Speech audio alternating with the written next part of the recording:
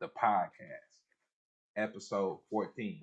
For those who working on Spanish, I thought it said brother in the building as always, the lovely Dr. COMARK, aka brother, doctor, author of Soul Ties, builder of goddamn future homes. It's coming to a neighborhood near you. Just good things I always talk about, man. But as we say, without further ado, let's talk about it. But Dr. COMARK, how you feeling, man? What's going on over there? I'm good, man. I'm good. Can't complain. We supposed to have some guests popping in and out, maybe. If they Yes, come, they come. that's a If maybe. they don't. First on the menu we have for this podcast, we have a situation where is school important or is it not? Fuck school. So it's been a lot of articles that have been coming out, especially for more of the, I would say, Gen Z population, where they saying that school is really not valuable anymore. It's a waste of time. And bro, listen, if you in school and you failing, bro, don't even feel bad. Dr. COMARK, from the video of the young man, I believe, I know his name. I put it in the title because he's pretty popular. But when you see this on your TikTok, the video come up, my man say he waits 14 years of school. Bro, that shit ain't gonna matter anyway. I'm just keeping it 100. I ain't trying to be no bad role model or nothing, but fuck school. Do you think that he made valid points on what school is no longer needed, or you feel like we still need to rely on our current education system to advance in life?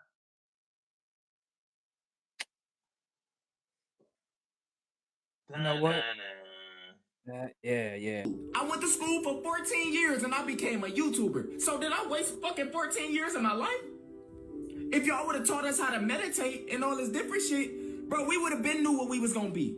We getting the answers from sleep. The teachers is even sleep. They don't even know what the fuck is going on. Teachers is getting used. They don't even, bro, teachers don't make shit. Why you think teachers is so underpaid? You know how many people got degrees and is still fucked up out here? It's hard to say, but for me and my perspective, school is still needed. And I say this because as I go through, and not to say no names or look at a lot of people, but there are athletes out there that are pushed through college, they're pushed through school, and they can't read, they can't write, and they get, and I'm gonna say it fucked over.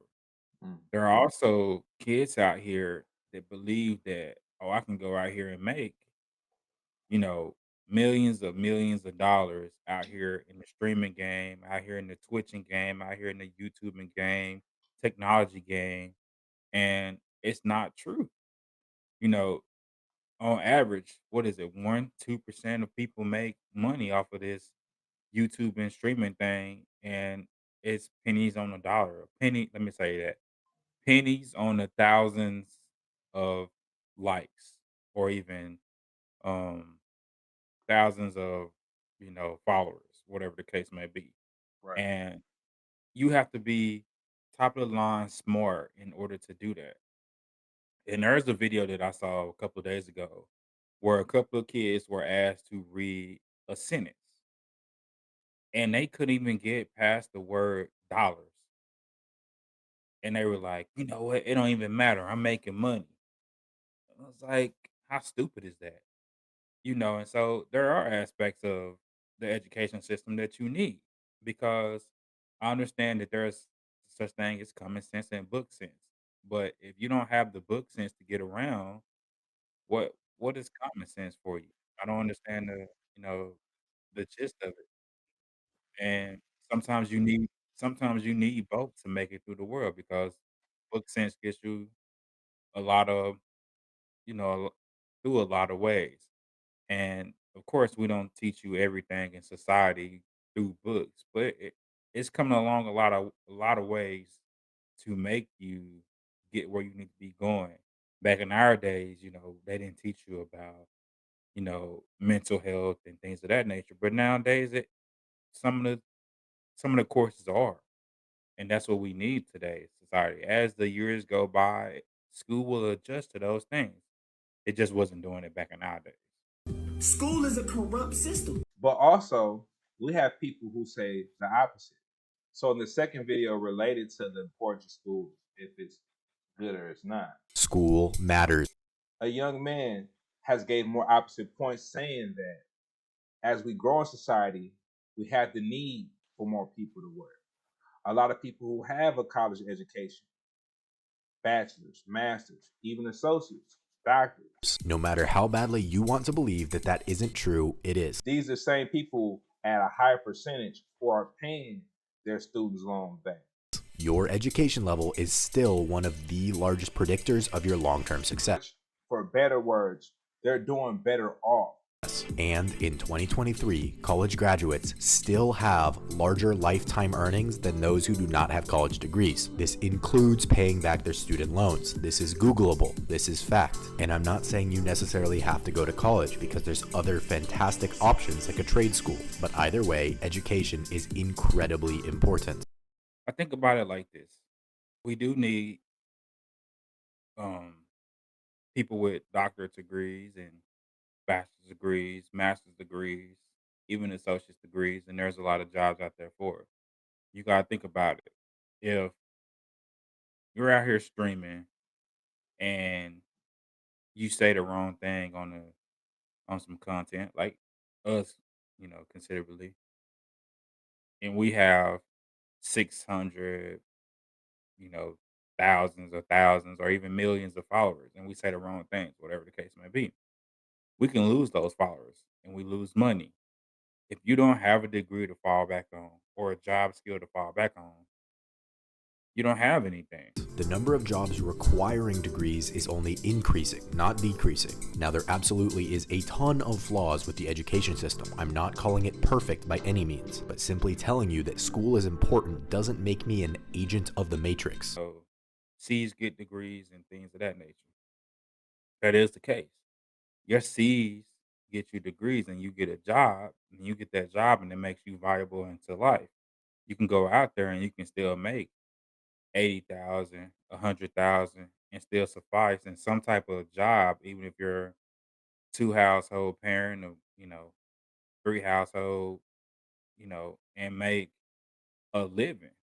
But if you don't have those type of skills and you're out here streaming and doing technology and thinking you're making it and you fall back on it, then what's your worth? It makes me an agent of trying to make sure you can support yourself and don't have to live with your parents forever. What is your worth out here for me, you, and everybody else if you go out here and say, "Oh, I can teach you how to game"? That's not. I'm not gonna say it's not a valuable skill for somebody like me, you, or my 10-year-old for you to try to teach my son how to play Call of Duty or Minecraft. But is it really worth it? I mean, is it really worth it for you to go out there and play those games and then lose everything? What is there? Hmm. You said something earlier that I'm gonna go find a statistic I'm trying to put in this video. When you said C's get you These his degrees, degrees. but there's also a study that says that usually people who make around C average in school are usually the bosses of the ones who make A's and B's. These And I are think facts. that's very interesting. On both aspects, I do see life in both depending on how serious you are in each field. You know? So I feel like if you're an extraordinary gamer, like you're like one of one, I would encourage that. And also like Dr. Komar stated, I do believe that if things go astray, you should have a backup plan. Now, I wouldn't say you really have to have a degree. In my opinion, it does help, but at the minimum, try to get a trade. Try to get anything that can help benefit you during those rough times. Like have a backup plan, for better words. So I definitely want to agree with the doctor on that one. But I will say, do something. Don't be sitting there in your mama basement not doing nothing, thinking of your options. Um, hey, jump out there, take some risks because, as we said earlier, what scary money don't make money. Yeah. So do not be in these situations doing nothing. Take a risk. Be brave. Make your parents proud. If anything, make yourself proud. Dr. Komar, anything else to follow up on that? Yeah, man, you right. Scared money don't make no money. And I definitely want to encourage you to go out there if you feel like you're gonna be streaming because that's what we doing right now. We started this podcast and we out here trying to make it. We got fallback plans. It's definitely we definitely have those. But if you out here thinking it's you know, like I said, it's like 4 cents per 1,000 followers, 1,000 likes, and that's you got to make millions and millions of likes and millions of followers to be a millionaire, and sometimes it don't work out that way. So if you can't go out there and flip a wrench, you can't go out there and tell somebody what they mind is thinking and why they feeling the way they feeling, or you can't go out there and you know, I I don't know, fix somebody's carburetor. I don't know. You do gotta have a backup plan because if if your car stop on the road, you know, you don't want to be riding the bus. Second part of the podcast, we have a situation coming out of Baltimore, Maryland. Now, we want to cover this case for a particular reason, but we're going to follow into that. Situation with a man in Baltimore, Maryland. Name is Russell Gebrisidik. That's what does it sound about right? But Brother COMARK? You got it better than I would. Oh, okay. So we're going to say Mr. Russell. So we got that right. Mr. Russell. Apparently, it seems like he had some type of mental disorder. We'll put a clip up of the video so you can kind of get a peek of what's going on. We ain't gonna try to make it too long, but video right here for you. Okay. So as you're seeing in the video, Mr. Russell seems to be having, or could be either one. He could be under some type of influence that could be altering his reality to act this way, or he may have some type of mental disorders. We don't know unless we have paperwork on that. Dr. COMARK, based on the video, seeing Mr. Russell's actions, you've seen what ultimately happened, which was a good thing in this situation. He got shot in the legs. I mean, he still can recover and try to find some help. But Dr. COMARK, what do you feel about your thoughts on this situation? Yeah, man. Different aspects of it. First of all, I understand that they've dealt with him a couple of times. Where at? Where you go, bro? And as you see on the video, that one of the officers said, he's always aggressive. He's an asshole. All that put aside, he walked outside. He was, butt naked.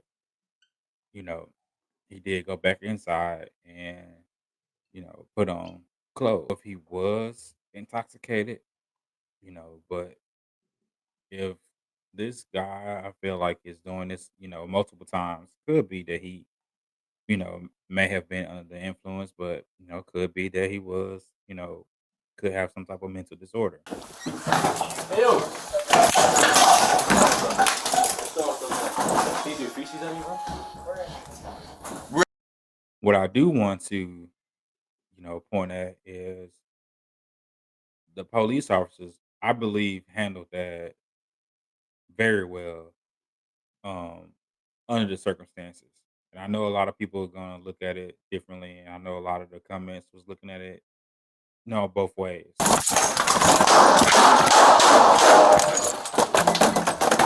Shots fired! Shots fired! You okay, bro? You alright? Renee! Hey, anybody down?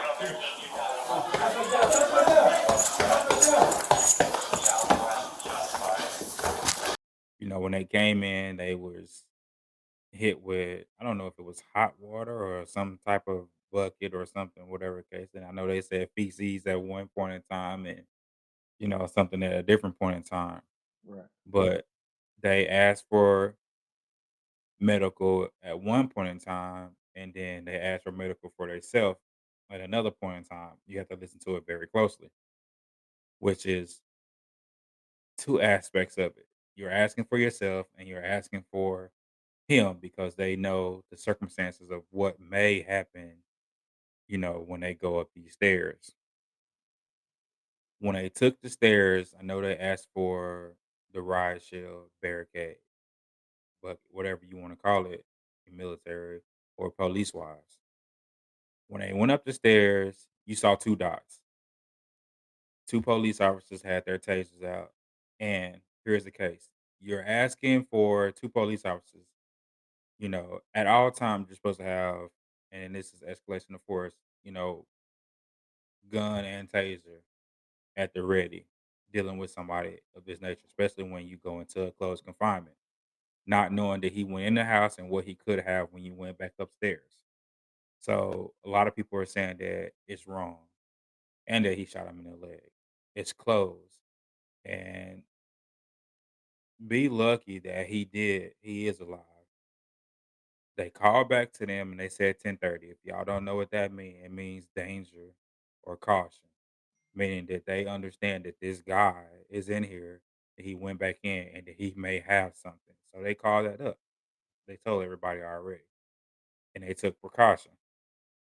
Being on the stairway like that, and then shoot him and keeping him alive instead of shooting him in the head or shooting him in the chest. They shot him in the leg, which may cause them some type of lawsuit later on because you're supposed to shoot to kill and not shoot to wound, which is another aspect of it. But I believe that they took the right precaution and they did the right thing to at least save a man's life because that's exactly what they did. I messaged one of my cop friends, and this is exactly what he said. The weight of the shield on the stairs had a lot to do with it. Tough camera angles. I don't know who shot the guy. There's only one room aligned for people. Shooting a taser behind someone, the spread of the prongs wouldn't have hit the suspect. You need to split the hemisphere of the body, upper torso and the leg area. You see the 2 lasers, green and red. That one taser goes high, the other one goes low. Not possible for the guy behind the shield. It appears justifiable. Would need another angle to make a slightly more informed choice. The stairwell played a huge role. He's been a cop for 30 years and he's a New York cop. So that tells you a lot.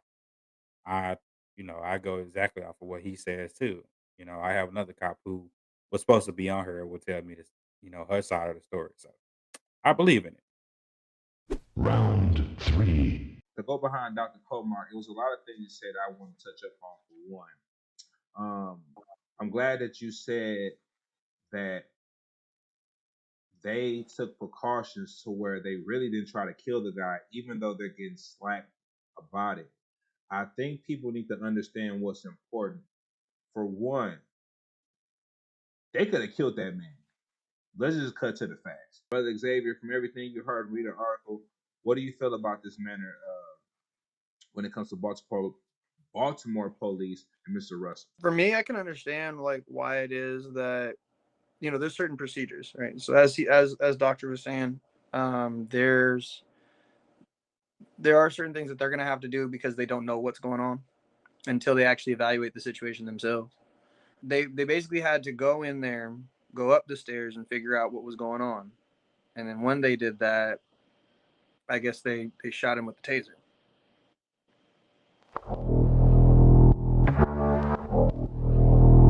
They put themselves in the line of duty literally every day, so they never know what they're going to run into or what's going to happen. Okay, so let me ask you this. Do you think it'd have been a different outcome if Mr. Russell was killed by the police in this situation? Being that you've seen in the first scene, he was apparently naked in the corner store. Yeah, he did put back on some clothes when he got back to his facility. But if this man was killed in this situation, do you think it would have been a different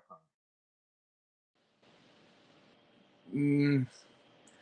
Probably. Initially, what happened is that, or initially with this, they probably would have a different outcome, mainly because the repercussions of somebody getting harmed versus getting actually killed, there's always going to be an escalation with that.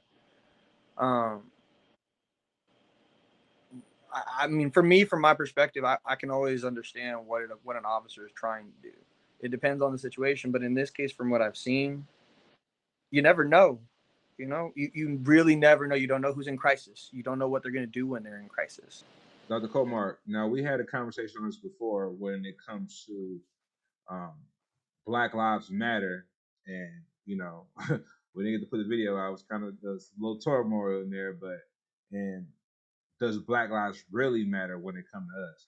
Do you think the situation would have went sideways? Like mass media, as they did a George Floyd or Eric Gardner, Tamir Rice. Do you think it would have got that type of attention if these guys would have killed that black man? Even though we've seen the whole video and it shows that the brother was either one intoxicated, heavily medicated, or he faces some type of mental disorder.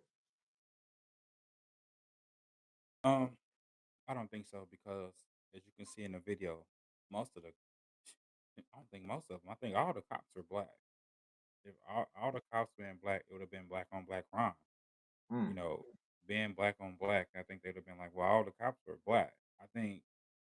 Um, I don't think it would have turned as much heads as it should be, but I think this one would have been more justifiable than anything, regardless of the situation, because as you see him take the machete or combat knife, whichever one they want to call it, and throw it, at the officer before they shot, that it would have been more justifiable. And I don't think more it would have had media involvement, but I think this one would have spent away a lot faster than anything. Mental health and mental illness. We know there's a lot of people that go through these things, and it's a tragedy that people need medical attention or facilities that can help rehabilitate them, or a psychologist, a DR.COMARK in their life, because of the fact that we as a people, especially United States, when I say as in the people, pretty sure it was around the world, but in our own backyard, a lot of us do not seek any type of mental health guidance, anything to rehabilitate oneself. And we know that is one of the problems why we have a lot of murder, a lot of suicide, a lot of issues with unruly people, because we know their mental health is out of order. So, from Rural Minds and the studies done, I believe in 2018, 65% of the country has never been in contact with a psychiatrist or a psychologist. And for y'all don't know, that's a huge number for being 2018. And we know when it comes to percentage of numbers, it usually goes up, especially with these type of issues. Dr. Comark, I'll follow with you. Being that we've seen this clip, being in your field, you probably come across people like this often. What remedy you can give, or I guess a first step in a situation where we can lower the percentage for people to be more comfortable or seek help when it comes to mental health? I think we just have to be open with it, knowing that everybody has some type of anxiety, everybody has some type of stressor. Um, and like I think we've said this before, even like from 4 year olds all the way up until 80-year-olds, 89-year-olds, everybody has some type of anxiety, everybody has some type of depression.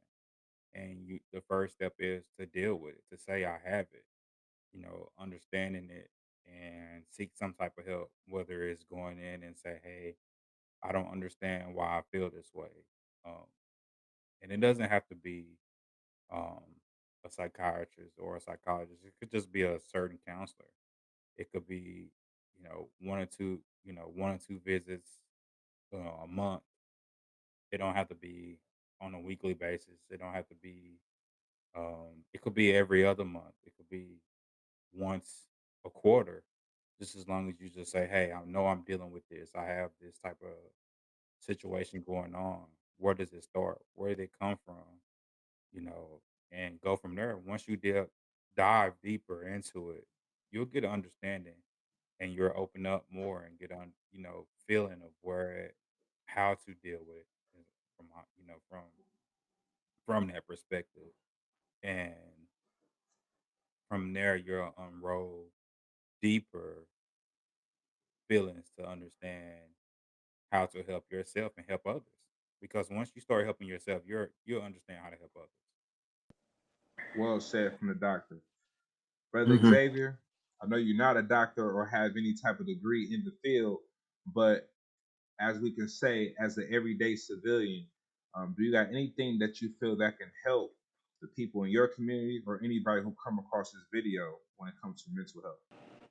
The only thing I can pretty much say is what I believe.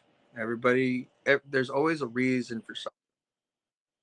When it comes to figuring out what that reason is, whether it be a level of self-work, whether it be like stepping out of yourself to find out what's going on in this situation. I know it's a lot about mind. A lot of the time we're told, pretty much mind your own business. It is, there's a point to minding your own business because you have, as the doctor said, you have to help yourself before you can help somebody else. What is it that they say? They in an airport, on a plane, you have to put your mask on before you can put somebody else's mask on. You have to do that, or else it's not going to work. You're going to end up being a deficit for this person that you're trying to help. I think truly, if you don't understand something that's going on, the best thing you could do is to try and understand either the situation, the person, or even actions. There's always a reason for something. If you can think about why it is that person's doing something, I think a lot of the time you will go far if you can understand what it is that somebody's doing for what reasons. Because you never know what you could say or do to help. But look within yourself, as the doctor says first. So, in closure for episode 14, I do believe, I hope I got the number right. What kind of game you got from today, man? What kind of game you get better at life with today?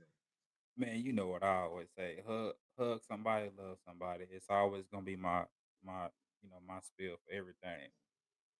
If you out there and you need help, man, seek help. It's always understand somebody, man. It always takes somebody. Don't always underestimate what somebody's going through. You never know what somebody's going through. It takes that one time for you to just say, "Excuse me, I'm sorry," um, because that person could be going through more than what it is. And I hate to say this. I hate to say this. I hate to say this too. You understand that there are people too. It just take that one time for when them to pull you over, for when they walk up to your car, and for them to say, "Hey, I know they can't say it no more in every state. You know why I pull you over? Say no, sir, no, ma'am, whatever the case may be. Be courteous to somebody. Be thankful for somebody. Be thankful that you woke up. People are struggling out here every day. I know you're struggling. Wake up. Say, hey, I'm gonna get up today. I'm gonna move today. I'm gonna do something. I'm gonna do better. Whether you're sick, whether you're ill, whether you're feeling down, you're feeling depressed. Just say, I got today. Conquer today, because today is a present. Tomorrow is a gift. Understand that. I like that. Well said from the doc. Brother Xavier, you up next. What kind of game you got from the people today on episode 14? It's simply respect others as much as you would respect yourself. You can't expect that the world is going to treat you positively, but it don't mean that you got to put more negativity into it. Short and sweet. You have to give him a class. You gotta give him a class, man. As you know, the favorite quote, as we always say on the NT Network, character over color. Because that means a lot. As you always know, if you didn't know, because you one pigmentation don't technically mean you're better than others. But as humans, you always want to deal with people of good character, goodwill, good faith, a person who stands on morals, if anything less. So, episode 14, even though it's short one, Dr. Comar in the building, Brother X, aka Brother Xavier in the building. We out of there. I never seen a person this happy to be on the podcast in my goddamn life. Why was he smiling like that? Makes you think, what is up with this guy? Thanks for tuning in.